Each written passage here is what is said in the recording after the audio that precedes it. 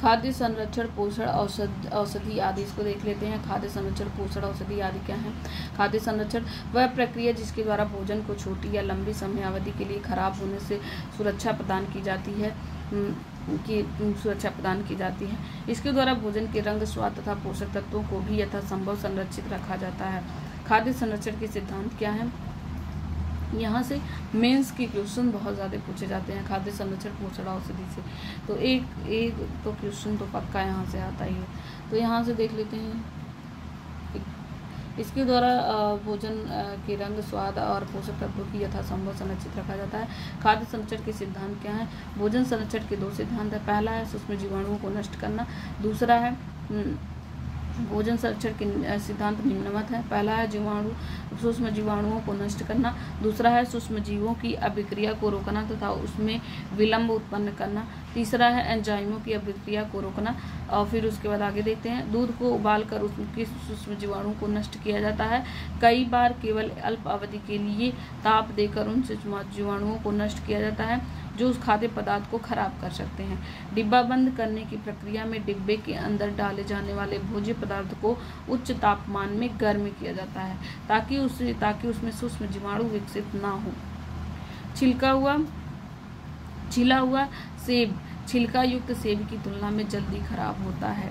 ऐसा इसलिए होता है क्योंकि सेब का छिलका उसका सुरक्षा आवरण है जो सूक्ष्म जीवाणुओं को सेब के भीतर प्रवेश करने से बचाता है। इसी प्रकार अखरोट तथा अंडे के छिलके, फलों और सब्जियों के छिलके सुरक्षा आवरण का काम करते हैं और ये सूक्ष्म जीवाणुओं की अभिक्रिया में विलंब उत्पन्न करते हैं।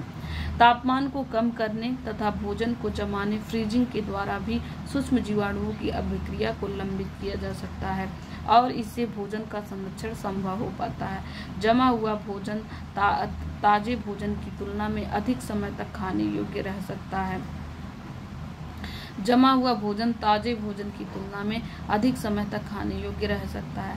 यह इसलिए क्योंकि सूक्ष्म जीवाणु कम ताप पर अभिक्रिया नहीं कर पाते हैं और कुछ रसायन जैसे सोडियम बेंजोएट तथा पोटेशियम बाइसल्फर भी सूक्ष्म जीवाणुओं के विकास को रोकने में सहायक है। इन रसायनों को परिरक्षक या प्रिजर्वेटिव कहते हैं। तो यहाँ से क्वेश्चन प्रीलिम्स के बन सकते हैं कि परिरक्षक या प्रिजर्वेटिव किसे कहते हैं, कौन से परिरक्षक है। खाद्य संरक्षण के लिए केमिकल्स यूज किए जाते हैं, जैसे अचार वगैरह हैं उसमें कई दिनों तक रहने के लिए जो मार्केट के अचार मिलते हैं उनमें सोडियम बेंजोएट का प्रयोग किया जाता है और पोटेशियम मेटाबाइसल्फर का प्रयोग किया जाता है। तो सोडियम बेंजोएट और पोटेशियम मेटाबाइसल्फर परिरक्षक प्रिजर्वेटिव होते हैं। परिरक्षक प्रिजर्वेटिव होते हैं सोडियम बेंजोएट और पोटेशियम मेटाबाइसल्फर। फिर उसके बाद देख लेते हैं यहाँ पे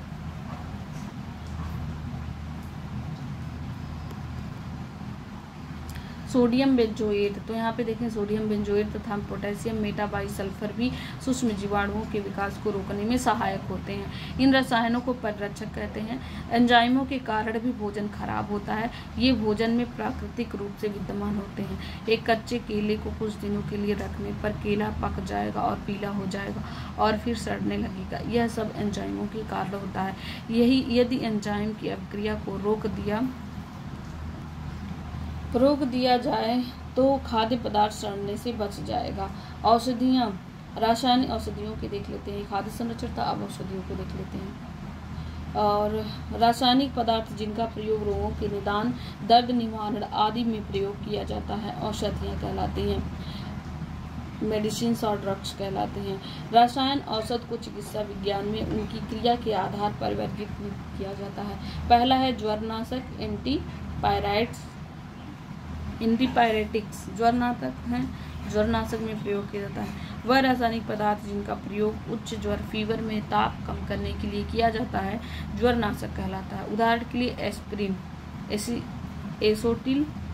एसोटिल सैलिसिलिक अम्ल, पैरासीटामोल या फिनएसिटिन।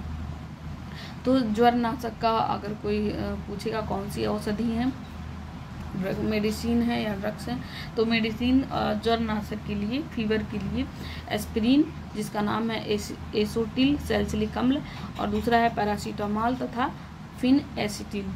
फिर उसके बाद पीड़ाहारी या दर्दनाशक में एनाल्जेसिस में कि किसका प्रयोग किया जाए, दर्द को दूर करने में, पीड़ा को दूर करने में किस औषधि का प्रयोग किया जाए, मेडिसिन का। तो औषध जो बिना बेहोशी, मानसिक उलझन या अन्य तंत्र की कुप्रभाव के दर्द को कम करती है, अन्य तंत्र की कुप्रभाव के दर्द को कम करती है, दर्दनाशक कहलाती है। इन्हें 2 वर्गों में विभाजित किया गया है, अनिद्राकारी औषध, नॉन नार्कोटिक एनाल्जेसिस, और एक है नार्कोटिक, एक है नार्कोटिक, एक है नार्कोटिक। नार्कोटिक मतलब अनिद्रा, मतलब निद्रा नहीं आती है, और नार्कोटिक मतलब निद्रा आती है। तो नार्कोटिक में कौन सा मेडिसिन है वो देख लेते हैं। नार्कोटिक के लिए एस्प्रिन 2, एस्प्रिन का नाम है 2-एसीटॉक्सीबेंजोइक अम्ल, और दूसरा है पैरासीटामोल 2-एसिटामिडोफिनॉल, तब की अति लोकप्रिय निद्राकारी दर्दनाशक है। तो पैरासीटामोल हो गया और एक एस्प्रिन हो गया। तो ये नार्कोटिक है जो यहाँ पर अभी देखें हम लोग, ये नॉन नार्कोटिक है, एस्प्रिन और अनिद्राकारी होती हैं, एस्प्रिन और पैरासीटामोल। और फिर उसके बाद निद्राकारी में देख लेते हैं। नार्कोटिक में औषध जब सूक्ष्म मात्रा में प्रविष्ट कराई जाती हैं एवं दर्द कम करती है तथा निद्रा उत्पन्न करती है, निद्राकारी कहलाती है। जबकि अधिक मात्रा में यह आलसीपन, कोमा तथा मृत्यु कारक हो सकती है। अगर अधिक मात्रा में इसको खा लिया जाए तो आलसीपन हो जाता है, लैक्सीनेस हो जाता है, कोमा में इंसान चला जा सकता है या फिर उसकी मृत्यु हो सकती है। तो जो निद्राकारी जो मेडिसिन है, पीड़ानाशक है, मुख्यतः कौन से हैं? अफीम क्या है? नार्कोटिक है, अफीम नार्कोटिक है, ओपियम नार्कोटिक है। नार्कोटिक अफीम का उत्पाद जैसे मॉर्फिन, कोकीन और हेरोइन होते हैं। जो अफीम के उत्पाद हैं मॉर्फिन है, कोकीन है, हेरोइन होते हैं, तथा ये आदत निर्माण, हैबिट फॉर्मिंग होते हैं। यह निद्राकारी ओपिएट कहलाते हैं क्योंकि ये अफीम से प्राप्त होते हैं।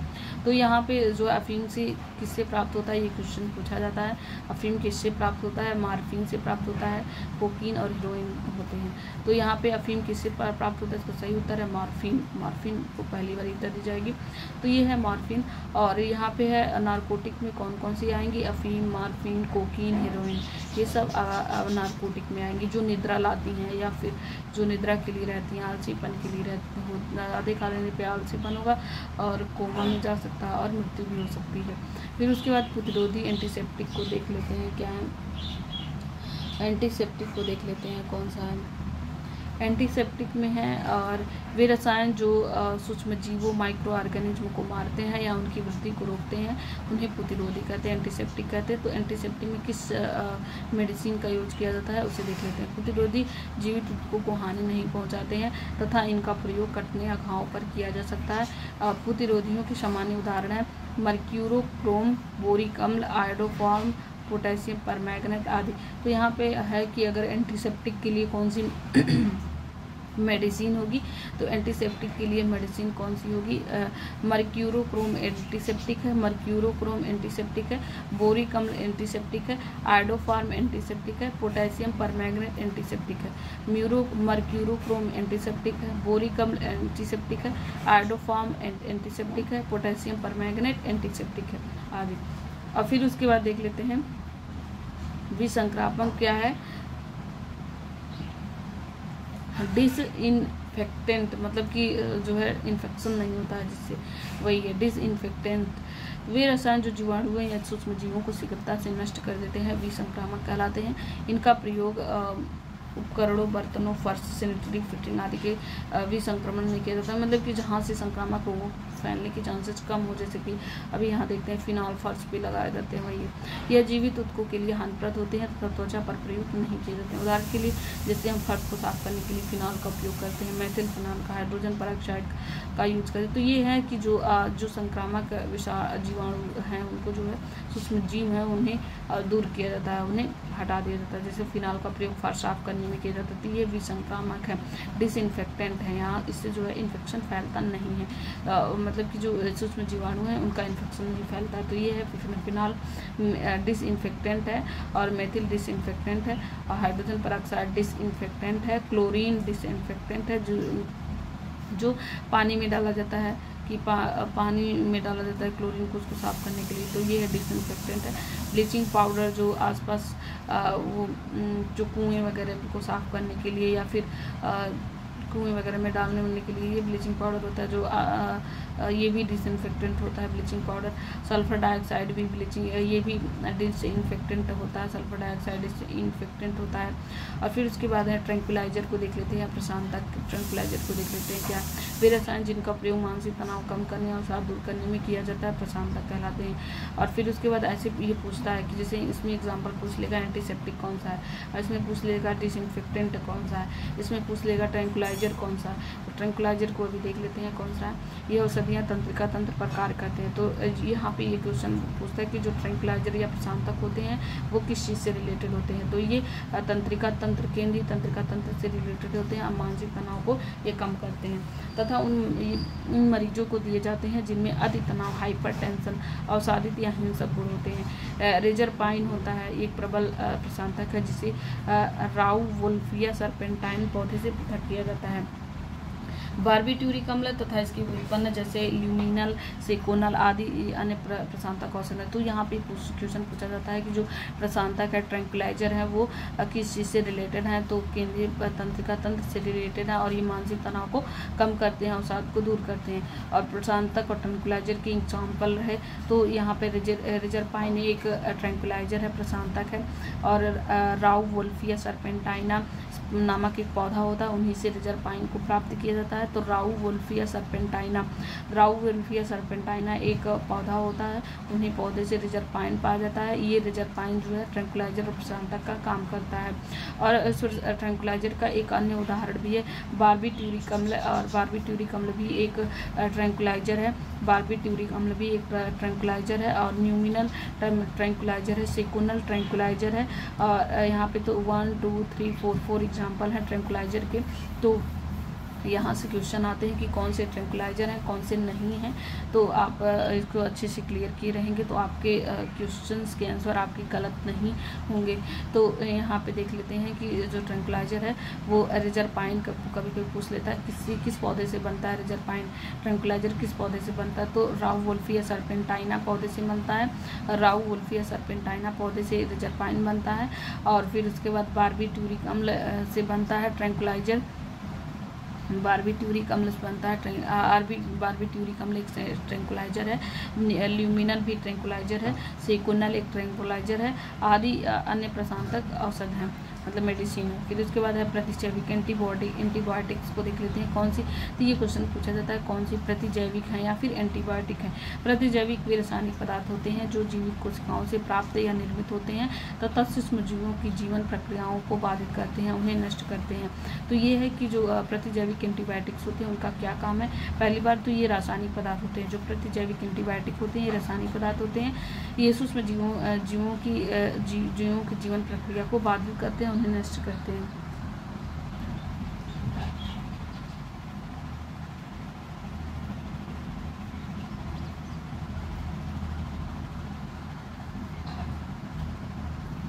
यहाँ पे देख लेते हैं कि एंटीसेप्टिक कौन सा है। तो प्रथम प्रतिजैविक पेनिसिलिन की खोज। तो यहाँ पे जो पेनिसिलिन है कि ये क्वेश्चन पूछा जाता है कि पेनिसिलिन की खोज किसने की थी, अलेक्जेंडर फ्लेमिंग ने की थी। तो प्रतिजैविक पेनिसिलिन की खोज किसने की थी, अलेक्जेंडर फ्लेमिंग ने की थी।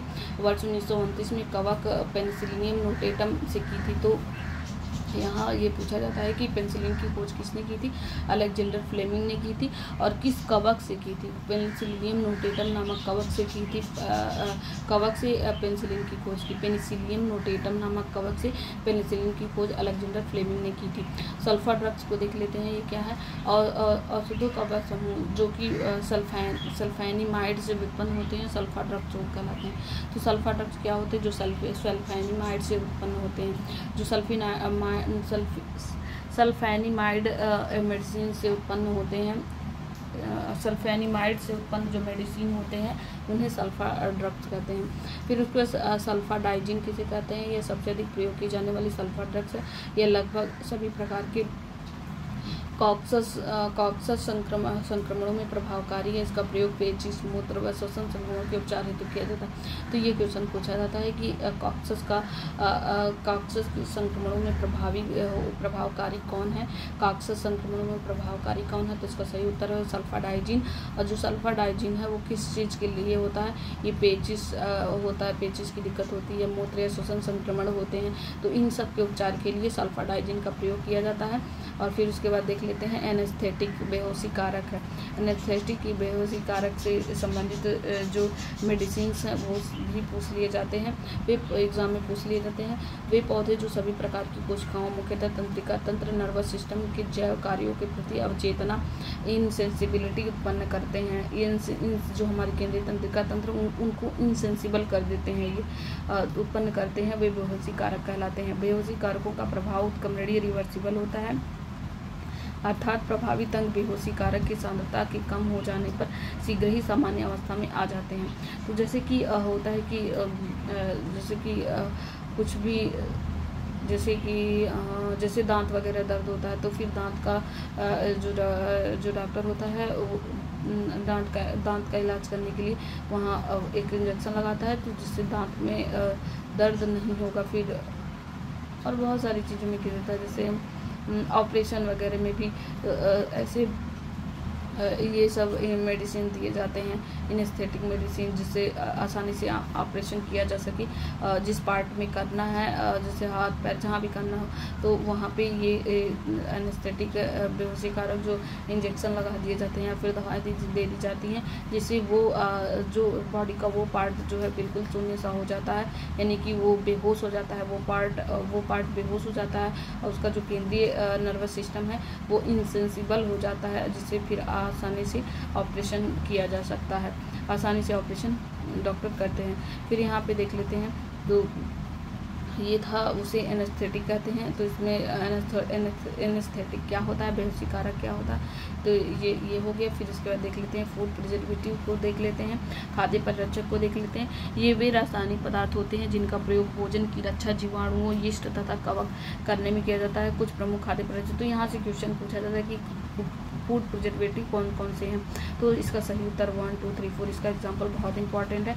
तो यहाँ पे देख लेते हैं कि खाद्य परिरक्षक फूड प्रिजर्वेटिव्स का नाम कौन से हैं, कौन से नहीं है, ऐसे क्वेश्चन आते हैं। तो आप इसका सही उत्तर लगाएंगे सोडियम मेटाबाइसल्फाइड, सोडियम मेटाबाइसल्फाइड, दूसरा है सोडियम बेंजोएट, तीसरा है सार्विक अम्ल तथा इसके लवण, चौथा है एक्सपोसाइड।